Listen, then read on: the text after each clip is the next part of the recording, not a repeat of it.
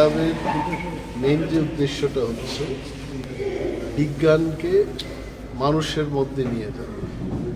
এখন সব মানুষের মধ্যে তো বিজ্ঞানকে এত সহজে নেওয়া যাবে না। স্টুডেন্টস, টিচার, শিক্ষা নিয়ে যারা গবেষণা করছেন তাদের মাধ্যমে কিন্তু বিজ্ঞানটাকে সরিয়ে দেওয়া যায়। সো এখন আমরা কি করছি, আগে খুব ছোট আকারে এই প্রোগ্রামগুলো, এখন আমরা চেষ্টা করছি রাজ্যের সমস্ত স্কুল কলেজগুলোকে একসাথে না হলেও we should try to cover up all the colleges and school. আগে ছাত্রদের আলাদা করে এনে প্রশিক্ষণের ব্যবস্থা হতো।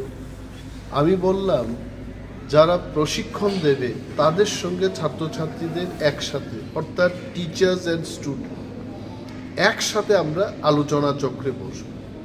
এক্সপার্টসরা থাকবেন, বাইরের থেকে যারা এক্সপার্টসরা আসবেন তারাও কথা বলবেন।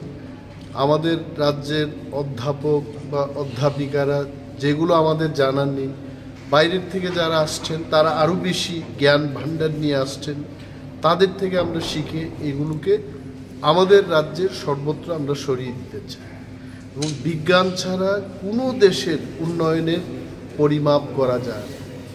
রাশিয়াই বলুন, চীন দেশ বলুন, মার্কিন যুক্তরাষ্ট্রের কথা বলুন, অল দিস কান্ট্রিজ যাদেরকে আমরা ডেভেলপড কান্ট্রি বলি, এরা বিজ্ঞান দিয়েই প্রমাণ করেছে তারা উন্নত দেশ।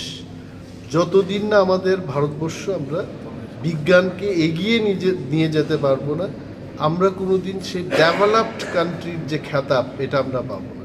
So I as a science and technology minister রাজ্যের সমস্ত অভিভাবক, ছাত্রছাত্রী এবং আপামর জনগণের কাছে আমার একটাই অনুরোধ থাকবে, বিজ্ঞানকে বুকে তুলে নিয়ে রাজ্য এবং দেশকে আমাদের এগিয়ে নিয়ে যাবে। রাজ্যের কতগুলি স্কুলকে এখন পর্যন্ত ডিএনএ ক্লাবের আওতায়? না, এখন প্রথম তো আমরা 37টি স্কুল দিয়ে শুরু করলাম এটার জার্নি। এখন 170-এর বেশি স্কুলকে আমরা কাভার আপ করছি এবং আরও বেশি করে, আমি বললাম তো সর্বত্রই এটা আমরা সরিয়ে দেব। কলেজগুলিতে এই ধরনের কোনো ট্রেনিং প্রোগ্রাম করা? ইয়েস, এনআইটির সাথে হচ্ছে, এমবিবি কলেজের সাথে হচ্ছে, বীর বিক্রম কলেজের সাথে হচ্ছে, ত্রিপুরা ইউনিভার্সিটির সাথে হচ্ছে, প্রাইভেট ইউনিভার্সিটির সাথে হচ্ছে, এবং গবেষণার ক্ষেত্রেও আমরা যেমন ICAR এর একটা ইনস্টিটিউট আছে।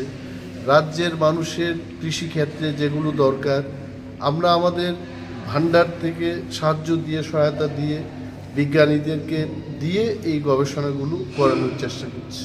ধন্যবাদ।